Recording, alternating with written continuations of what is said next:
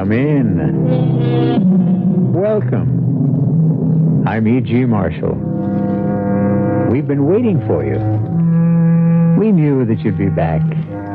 We know that by now you've discovered there's no fear like the fear you can hear.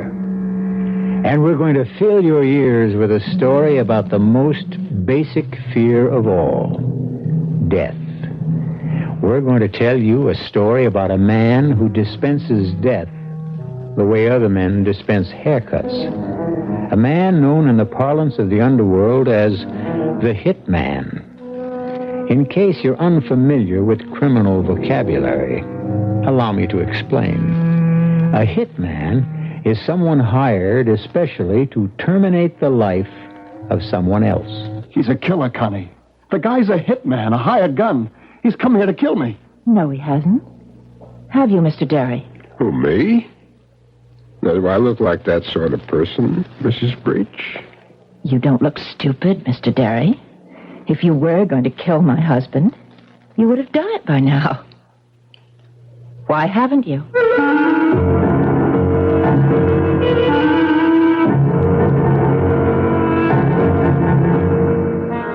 Our mystery drama, The Hitman, was written especially for the Mystery Theater by Henry Slessor and stars Mike Kellen. It is sponsored in part by Sign-Off, the sinus medicines, and new sugar-free Diet 7-Up. I'll be back shortly with Act One.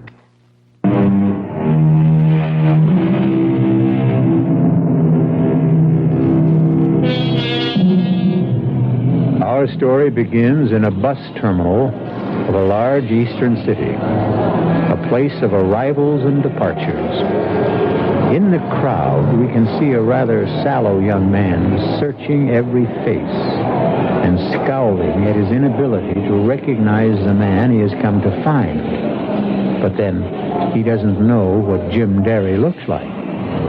Jim Derry tries not to make himself too visible a person.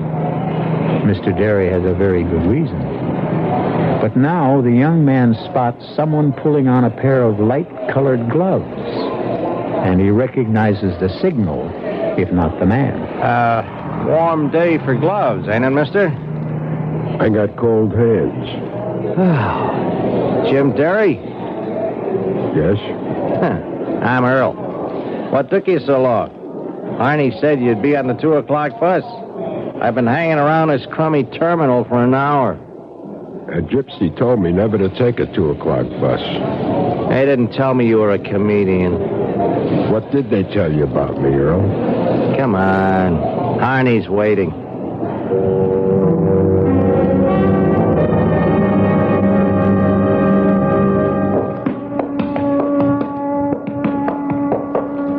So, this is Arnie's warehouse. Oh, it's his warehouse, but he don't do much warehousing in it. Come on. His office is right here.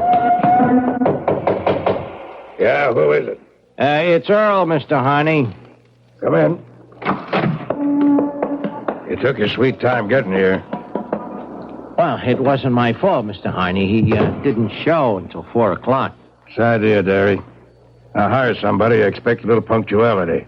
Well, I told you he didn't have to go outside the organization. I could handle it for you, Mr. Harney. I said shut up. I hate these family quarrels. Do you want to talk business now, or should I come back later? We talk now. Good. And give the kid a quarter and send him to the movies.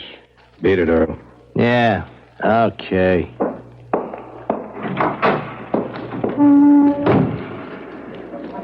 All right, Derry. The family quarrel's over. Now let's talk shop. Okay. My price is $3,000 for the hit. I do good, clean work, pick my own time and place, and never get my clients involved. How does that sound? Sounds fine. This is a private case. Strictly private. Guy named Eddie Breach. Breach used to work for me. Covered the best slice of territory in the city. His receipts were like $5,000 a week. Only they started to drop, understand? Pour 1 week, 2 the next. Whole thing smelled bad. You don't mean he was a crook? I had him followed. Found out he was making book on his own, setting up his own shop. He was robbing me blind. Who fingers him for me? I'll finger him this afternoon. See if you can make it fast. And see that I'm kept out of it. That's all. Not all, Mr. Harney. In cases like this, our company likes a deposit. Oh, yeah. Okay. Here's the ground now. You get the rest when I read that obituary.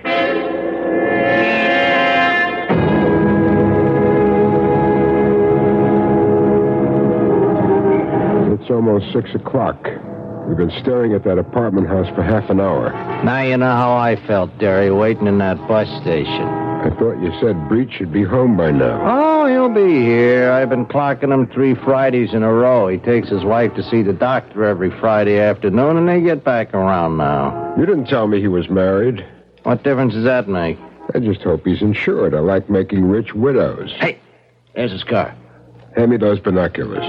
Don't forget to get a look at his wife. She's worth seeing, even if she is crippled. What? Look for yourself. A wheelchair. He's taking a wheelchair out of the back. She's got a nice pair of legs. Only they don't move. Paralyzed? That's right. Well, did you get a good look at him? Yes, I got a good look. Let's go.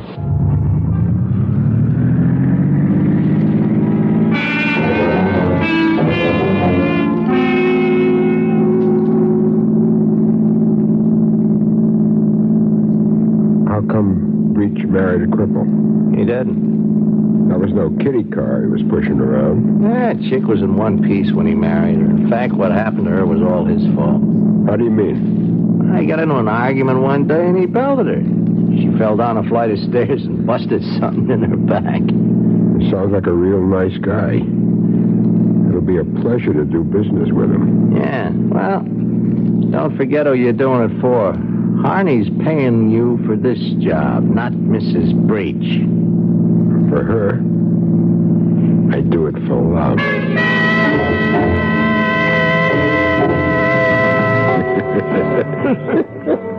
Good afternoon, mister. A lot cooler in here, isn't it? Yeah. It's a refrigerator. What are you having? Making a beer. Right. I just hit this town yesterday.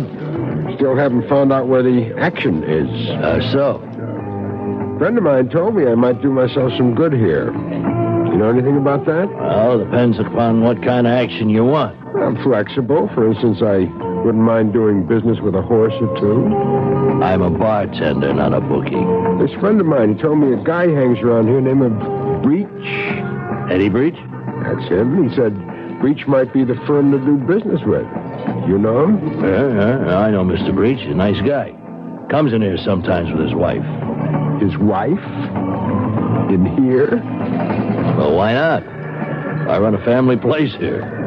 What's Mrs. Breach like? That woman is really something. She's a cripple, you know, in a wheelchair. But she never beefs about it. Best looking chick you ever saw, and she keeps right on smiling. Wheelchair and everything. That's tough, all right. Wheelchair. It's like a stretch in prison. Oh, well, she's lucky having a husband like Mr. Breach. He's real good to her. Buys her anything she wants. Takes her to the doctor every week. The way I heard it, Breach is the one who put her in the wheelchair. Well, I wouldn't know about that, but he treats her like a queen, I can tell you that. I mean, cripple or not, that is my idea of a happy marriage. Hey, you didn't touch your beer.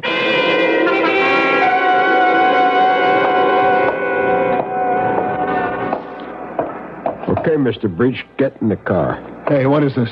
Get in that car, I said. Okay, easy on the hardware. Who are you? What do you want? Start your car, head west to the highway, and keep going until I tell you to stop. Listen, you want my wallet, take it. Start the car.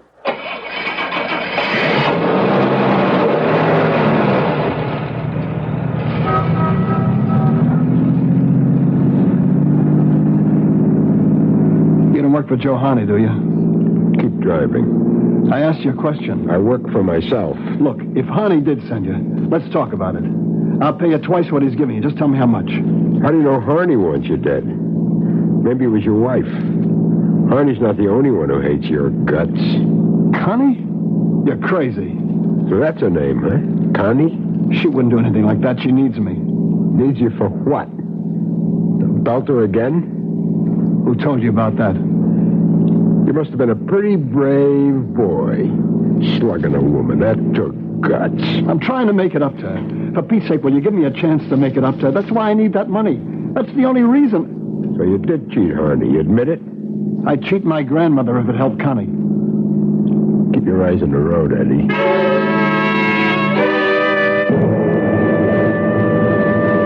All right. Take that next side road. Listen, give me a chance to talk to you, will you? That's what we're gonna have, a talk. Go on, pull over there near the billboard. All right. Answer me one question. How were you helping her? What? How were you helping your wife? This doctor you see every Friday, did he say something could be done for her? No. He never said that. The spinal cord is all busted up. All he can do is make her more comfortable. So the sentence is life. You think I don't feel lousy about it? I know it was my fault, but I didn't mean it. She might be better off without you. Maybe she would. All right. Let's go. Where to now? We're going to your place.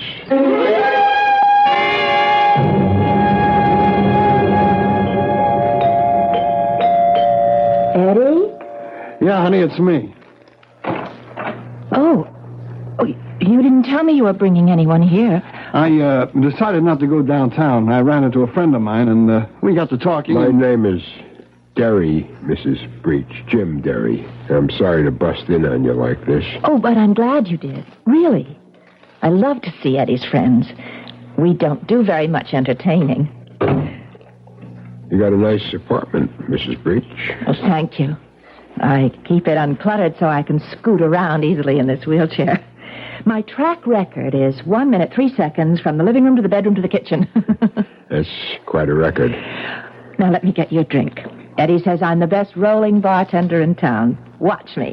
Don't bother, Mrs. Breach. I don't drink. Not on the job, right? Oh, please, let me get you something.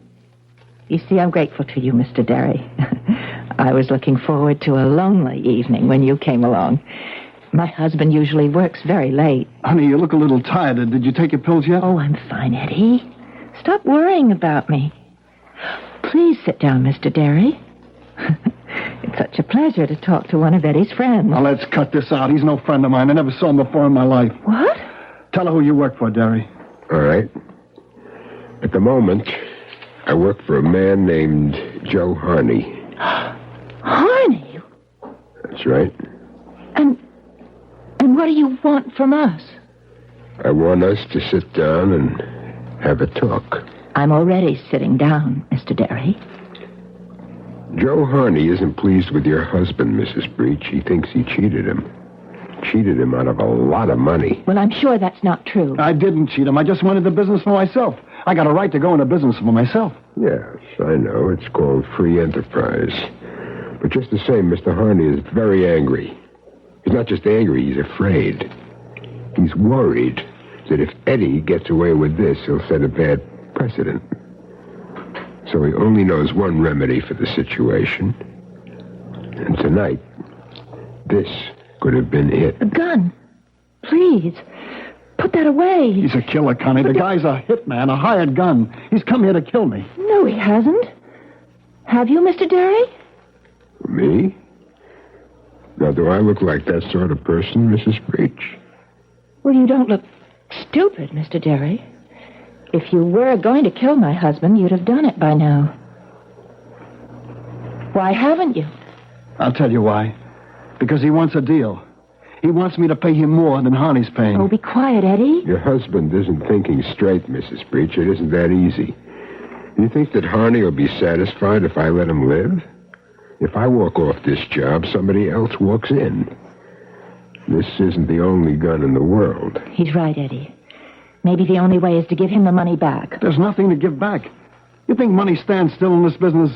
Look, Maybe if we left town, went to Mexico or someplace. Harney won't give up that easy. It means too much to him. Well, I'm not staying here. I'm getting out.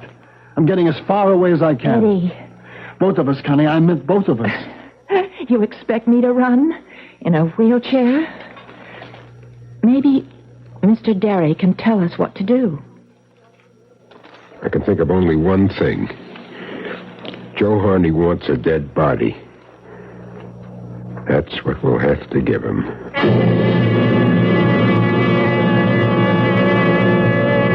Well, we seem to have encountered a hitman with a heart. At least a hitman with a soft spot for a beautiful, afflicted young woman. But Jim Derry can't fail his assignment either. If he doesn't collect the rest of the money, he may be collected himself. We'll find out what happens to this strange threesome when I return shortly with Act 2.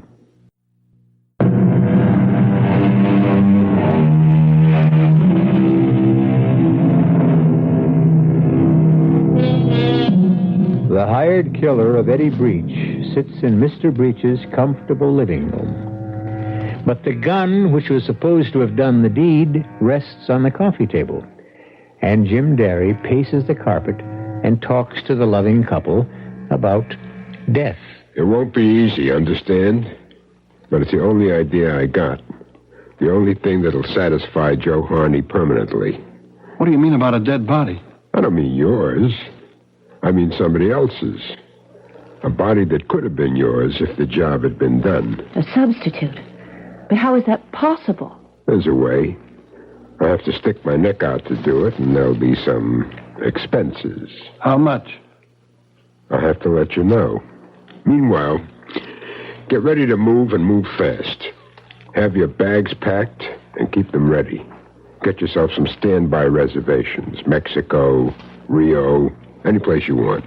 Don't make them in your own name. Oh, and one other thing. Don't leave the apartment for any reason. But I gotta leave the apartment. I got business to do. Business? Isn't your life more important? You can't risk it. Harney hired me to take care of you, but that doesn't mean one of his goons wouldn't try to beat me to it. There's a kid named Earl. Yeah, I know Earl. He's a punk.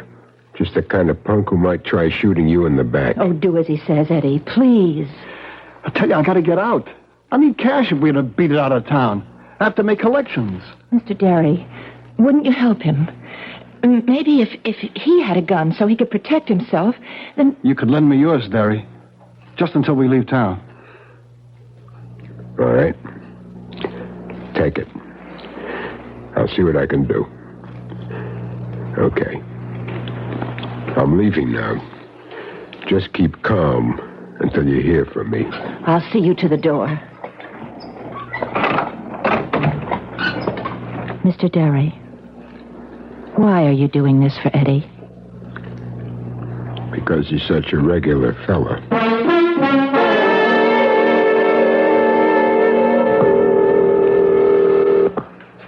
Figaro mortuary.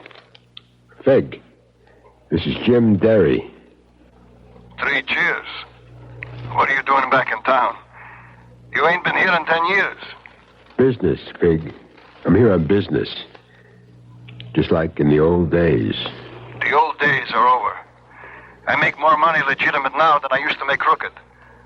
For me, crime doesn't pay, like it says on the posters. Well, this is legitimate. Almost. I want to make a purchase. What kind? You are the only store in town that has what I want, Fig. I want to buy a corpse. I don't know what I'm doing this for. I must be getting soft in the head. Tell me about the body, Fig. He's a short, heavy cookie, maybe 50 years old, full of mustaches. What does that matter? No, I guess it won't matter. Not after I get through with him. When can I take delivery? Tonight. You could bring your car around to the back of my place, say, around 11 o'clock. Okay, Fig. I'll be there. You sure there won't be any complications? No, the guy doesn't have any family. He'll end up in the city cemetery anyway. That's fine, Fig. That's just great. Come on, Derry. Come on, level with me. What are you going to do with a corpse?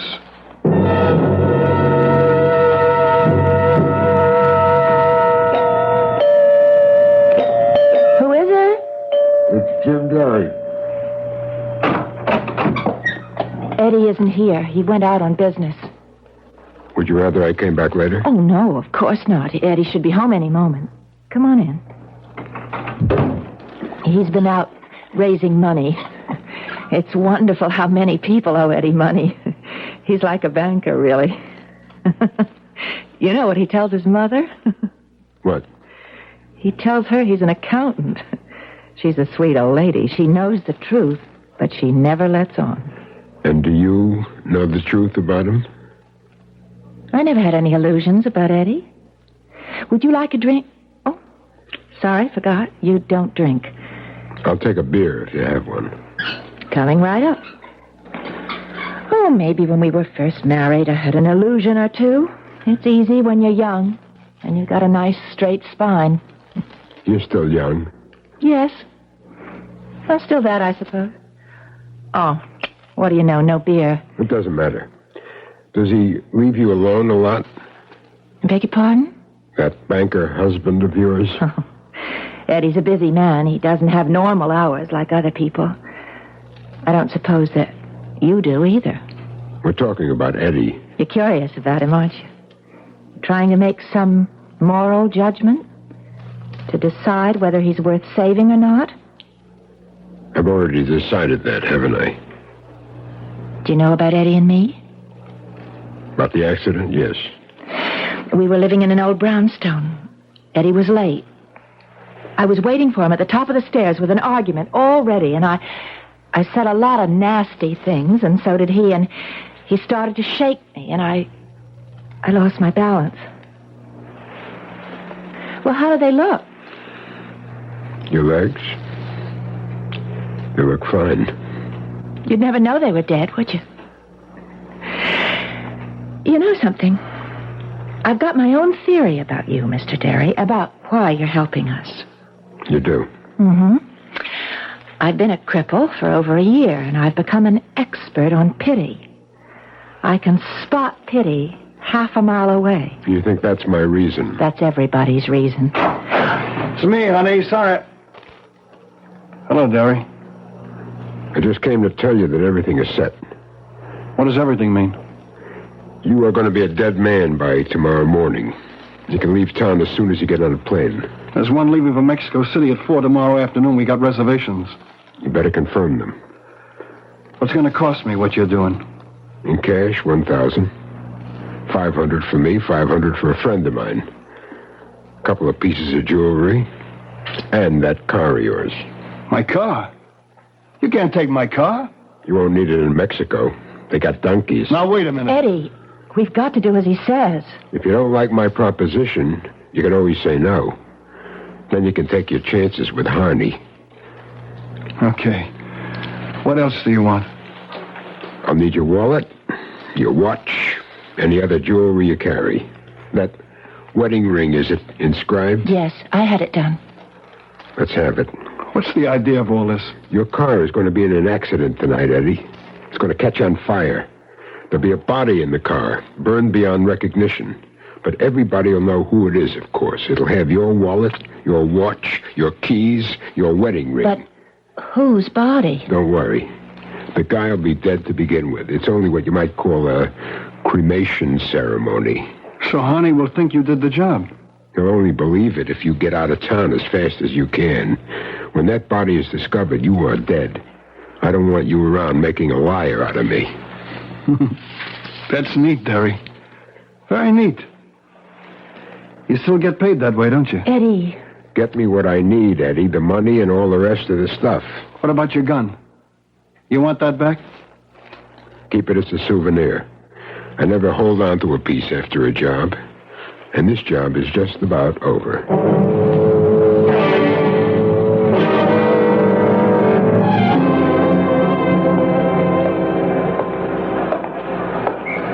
Hey, Derry. What do you want, Earl? Just want to give you a message. Mr. Harney isn't happy. Mr. Harney says he sort of expected some action by now. Tell him to read the contract again. I picked my own time and place. It says so in the small print. I thought you were supposed to be a pro. I would have had Eddie Breach stretched out and buried 2 days ago. I'm sure of it. And Harney's paying you $3,000? I would have done it for half the money. You would have done it for laughs, Earl. You know something?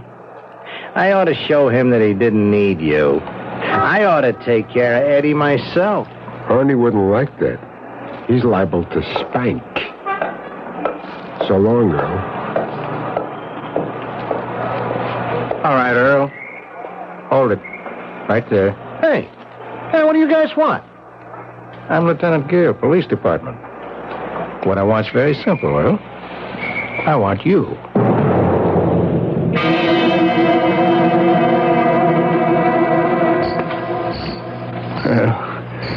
Here's the merchandise. Fresh from the freezer. Thanks, Fig. I knew I could count on you. You want to take a look at him? No. He ain't too pretty. I didn't get a chance to do any cosmetic work on him. It won't make the slightest difference. Okay. Let's get him in the car. Where are you taking him, Derry?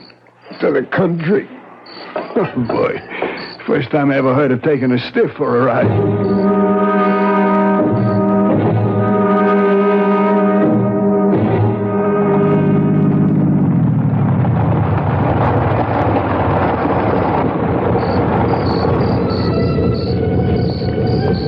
Mr. Nobody.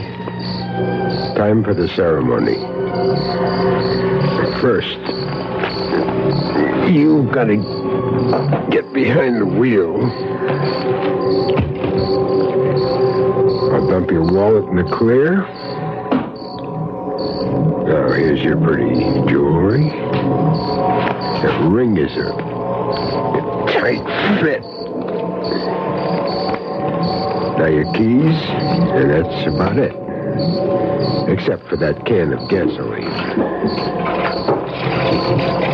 There. That ought to be enough to make it hit the gas tank. Now all I need is a match.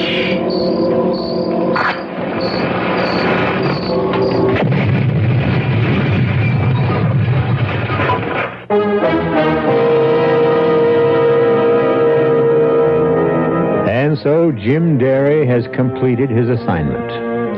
He feels rather good about the job he did, too. It was a nice combination of human sympathy and profit. 500 from Eddie Breach, 3,000 from Joe Harney, and a sense of having done something worthwhile for a change. But will Jim Derry remain pleased with himself? What will the arrest of Earl do to his plans? We'll find out when I return shortly with Act 3.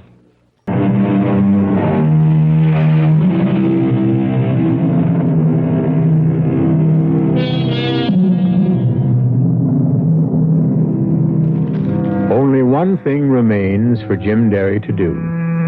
He has to make one final call on the man who brought him to town in the first place. He has a good report for Joe Harney. And Joe Harney has $2,000 waiting for him. Yeah? Come in. Oh. So it's you. How are you, Mr. Harney? How do you think I am? Anything wrong? The cops picked up Earl on some old assault charge. That kid's more trouble than he's worth. I could have told you that. Well, at least there's one problem you won't have anymore. You mean Breach? You won't be hearing from him again. Give me details. He's dead. That's a big detail. I want to know how. I got Breach to take me for a little ride in the country. When we stopped to look at the scenery, I slugged him. Then I gave his car a little gasoline bath. You burned him? If you want to see what's left, take a drive out on Route 7, make a right on Potter Valley Road. There's not much to see, though. What'd you do after that? I took a nice long walk. There's a motel about a mile and a half south. I spent the night there. Didn't even get a chance to shave. Huh. Sure it went all right? Nobody spotted you? Our work is guaranteed, Mr. Harney. Money back if not satisfied. And speaking of money... Yeah, I know. $2,000. And worth every penny of it.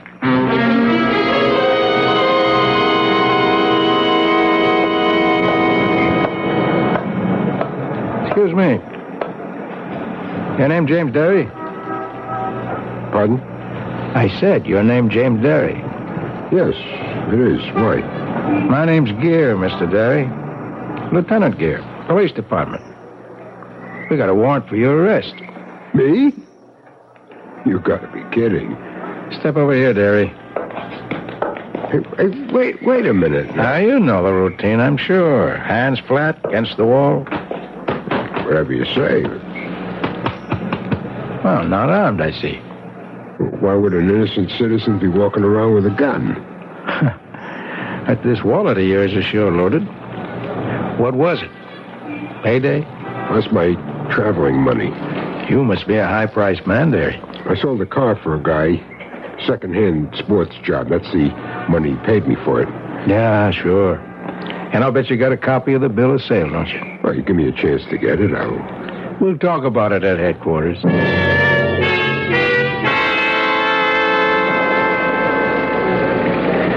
You ever use an alias, Derry? No, what for? You know a man named Joe Harney? I met him once or twice. What do you talk about? The weather. Now, don't be cute, Derry. We talked about horses. Mr. Harney likes horses a whole lot. Yeah, we know all about that. We also know that Joe Harney paid your way into town a little over a week ago. That right? I can afford my own car fare, Lieutenant. Harney brought you here to do a special piece of work for him, didn't he? Wrong. You see, Derry, there isn't very much we don't know about Joe Harney.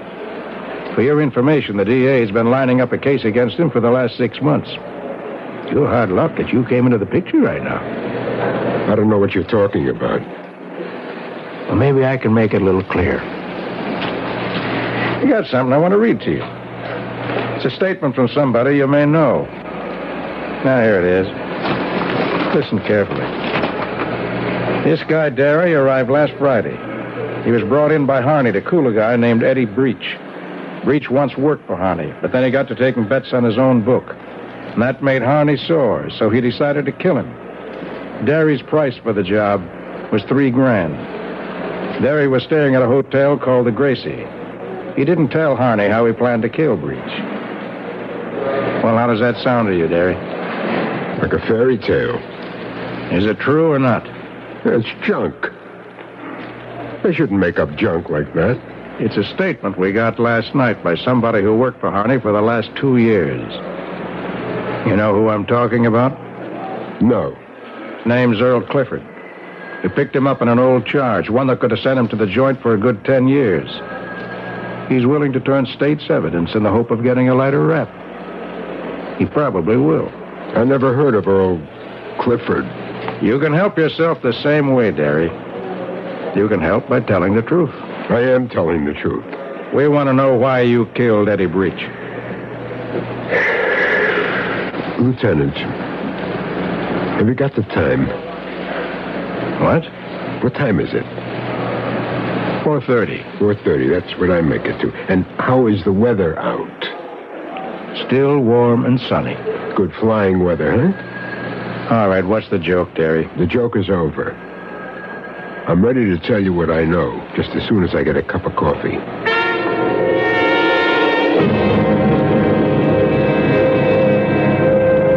Sure. I was hired to kill Eddie Breach. This guy, Joe Harney, called me and gave me the contract. I don't know why he picked me. I never did that kind of work before. Sure, Derry. We know. Your hands are nice and clean. Anyway, I came to see Harney. He told me the setup. Seemed this guy Breach has been jabbing him for money, and he wanted him dead. Well, I said I'd do it. I see. Only I didn't mean it, Lieutenant. I'm no killer. Like you said, I'm clean. No record, nothing. No convictions, no. You know what I did? I went straight to Breach. I told him the whole story. Him and his wife. She's a cripple, you see, in a wheelchair. I felt sorry for her. For both of them. We know about Mrs. Breach's condition. Go on. I said I wouldn't do them any harm, but that didn't mean that they were safe. Harney would just hire somebody else to do the work. That was very nice of you. I wanted to help them, Lieutenant. I told them the only thing was to make it look as if Breach was killed. I said I could arrange the whole thing for them. And that's what you did? Yes. I got a body. A dead body from a funeral parlor I know. I put the body in Breach's car. I drove it out on Route 6, parked it on a side road called Potter Valley. I doused the car with gasoline. I set it on fire. You'll find Breach's watch and ring on that body. The wallet is in the grass someplace. Only the body isn't Eddie Breach's. Well. That's quite a story, all right. It's the truth. You send your boys out on Potter Valley Road. We don't have to do that, Derry. We've already found Breach's car. Well, swell, then you know I'm telling the truth. I mean, you got experts. They won't be fooled by a fake corpse. The guy was almost twice Breach's age. He was heavier, shorter. Tell me honestly, Derry. You did all this because you felt sorry for the guy? Yes. Look, I'm not saying he was an angel. He beat up his wife once. He made a cripple out of her. Only now, he's trying to help her. That's why he cheated Harney in the first place, to help his wife. A real sweet guy, huh? Well, Derry, too bad it isn't true. What do you mean? Oh, Eddie was responsible for his wife's injury. We know that. Sure, he knocked her down a flight of stairs. But you know why? They had an argument about coming home late. Oh, no. They had an argument about a woman. She caught him in the apartment with a girl named Louise something. She didn't tell me that. And Breach didn't give up Louise after that either. He's been cheating on his wife ever since. The fact that she was in a wheelchair only made it easier. No. I never knew about that. But his wife knew, Derry. What? That was the tough part. Connie Breach knew all about it. And there was nothing she could do. Just had to sit there in that wheelchair and let him do whatever he pleased. That's your good friend, sweet Eddie Breach. Well, she said she didn't have any illusions about him. She knew what he was. Too bad you didn't. All this time, she must have been hating him. Hating his guts. Anyway, they're gone now. They're on their way to Mexico City right now. No, they're not. Oh, yes, they are. They took a 4 o'clock plane. You're a liar, Derry. What are you talking about? You tell a nice, touching story. But, Derry, you're a liar. You made a deal with Breach, all right, sure. He gave you $1,000, and you arranged this phony car accident for him. But you intended to collect from both sides, didn't you? No, I was helping him get away. Were you? Let me read you something else. Edward Breach, 29 years of age, male Caucasian, shot to death in his apartment at 404 East 75th Street. What? The bullets came from a Farrington .38, found at the scene. That can't be. We traced the gun to the man who sold it to you, Derry. He can describe you to a T. Hey, wait a minute. That's how you got that $3,000 from Joe Harney, by doing the job you were hired to do. That's a lie. Breach took that plane, I tell you. He is on the plane. He's in the morgue, Derry, where you put him. It can't be true. All right, Derry. I see you need a lot of convincing. Sam, send in Mrs. Breach. Connie is here? Right outside. Come in, Mrs. Breach. Are you sure it's... It's all right. Please come in. Well, they didn't tell me that Mr. Derry would be here. I'm really sorry to do this, Mrs. Breach, but it's really quite necessary. I want you to repeat exactly what you told me. Yes. All right. I was in my bedroom last night around 7:30. I heard the doorbell ring, and my husband answered it. Eddie was always having visitors at all hours, so I didn't think anything of it, and then I heard 2 shots. I was frightened, but I opened the bedroom door and looked out. And that's when I saw him. Saw who? He was standing there, holding the gun. I screamed, and he dropped the gun on the floor and ran out. It's all right, Mrs. Breach. It's all right. Please, can I go now? Yes, ma'am. You can go. Wait a minute. Now, Mrs. Breach, Connie. How dare you call me Connie? You murderer.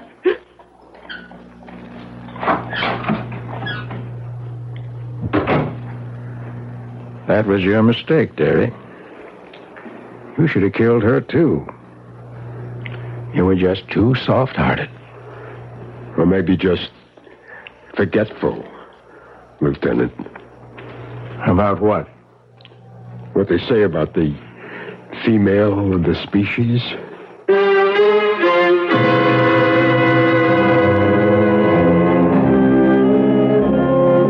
And so the kind-hearted hitman falls victim to a revengeful woman.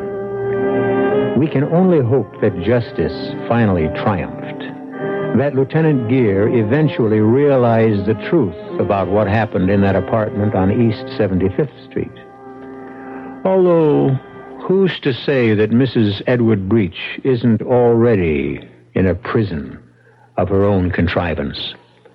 I'll be back shortly.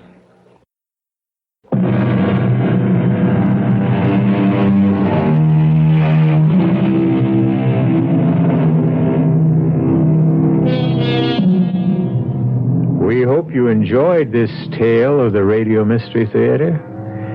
If you come back next time, I'm sure we'll have another tale of murder, trickery, deceit, terror, and other goodies.